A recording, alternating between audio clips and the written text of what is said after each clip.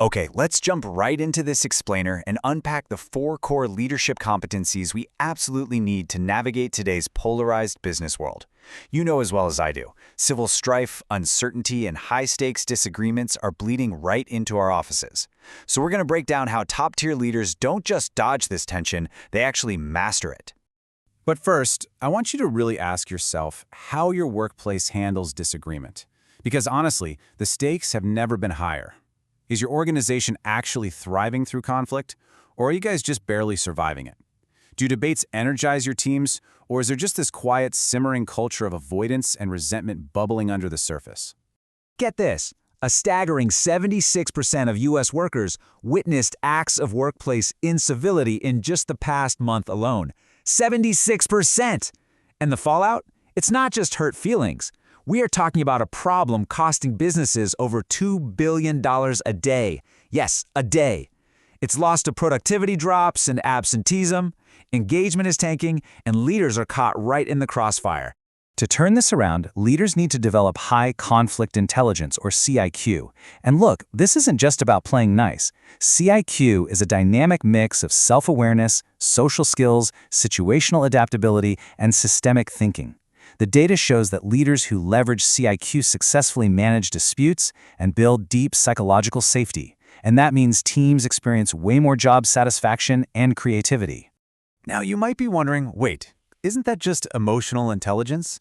Well, not quite. EQ is super important, for sure. It focuses on recognizing and managing personal emotions and empathy. But CIQ? It takes that and expands it outward. It's the comprehensive toolkit you actually need to tackle deep-rooted disagreements by factoring in the systemic forces and social dynamics of the real world.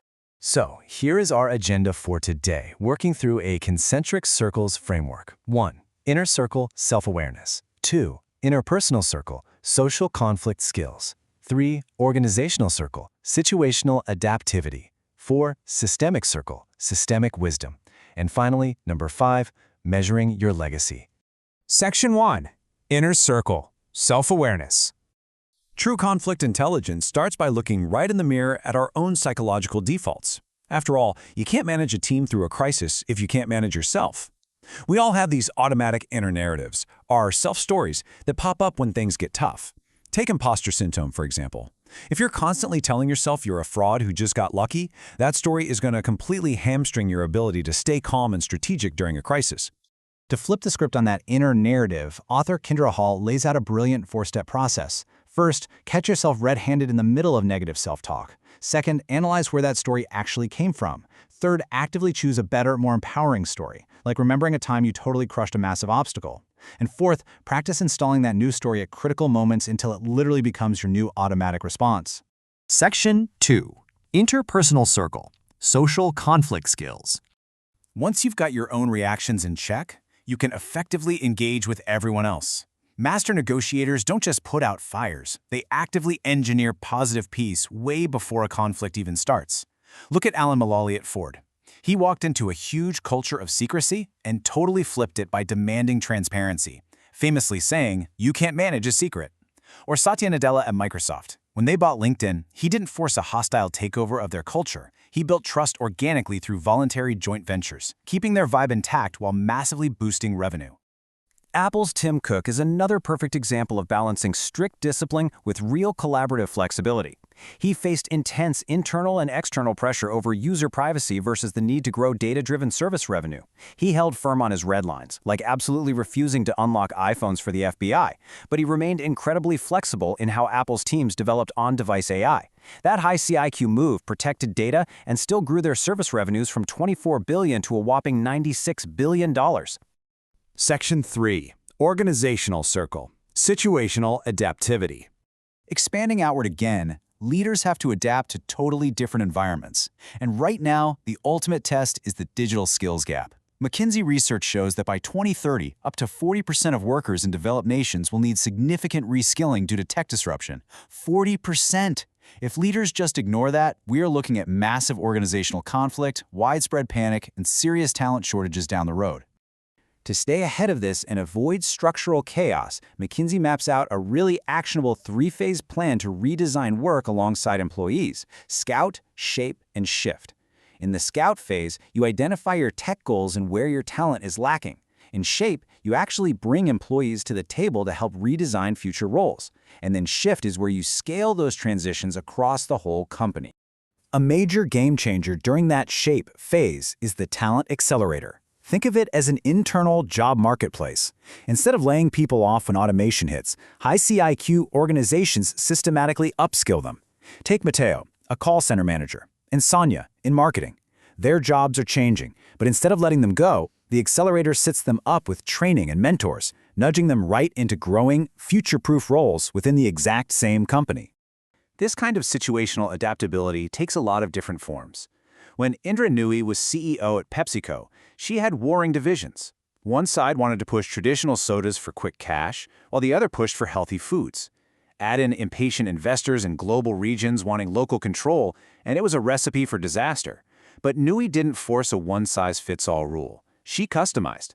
She kept traditional metrics for the beverage side, but used collaborative strategies for health products, tweaking everything for different global markets. That nuanced adaptability grew revenues by an incredible 80%. Section 4. Systemic Circle. Systemic Wisdom.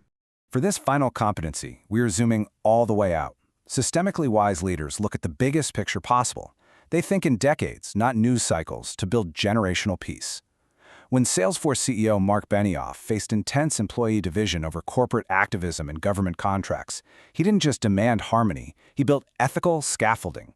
He created an Office of Ethical and Human Use to give employees a structured, institutional way to provide input.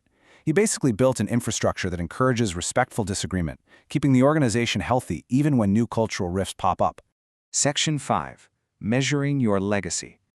Bringing all these circles together, inner, interpersonal, organizational, and systemic, really begs the question of how you'll use this intelligence. Harvard Business School professor Clayton Christensen learned a great lesson about this from Andy Grove at Intel. Christensen was explaining a complex market theory, and Grove kept interrupting, practically demanding, "Just tell us what it means for Intel." But Christensen held his ground and insisted on just explaining the framework. Once Grove got the model, he actually figured out the Intel solution all by himself. The takeaway?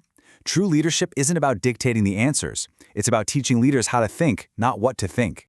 And that ties perfectly into this quote from Christensen. Management is the most noble of professions if it's practiced well. No other occupation offers as many ways to help others learn and grow. At the end of the day, your legacy as a conflict-intelligent leader won't be about the arguments you won or the deals you closed. It's going to be about the people you built up, the skills you helped them develop, and the psychologically safe environments you created along the way. So, as we wrap up this explainer, I want to leave you with a thought. The next time you face a conflict, whether it's your own imposter syndrome acting up, a clash with a coworker, or a massive company-wide pivot, how are you going to respond? As you look at your own default reactions, what metrics will you use to make sure your career is an enduring source of positive impact? Ultimately, how will you measure your life?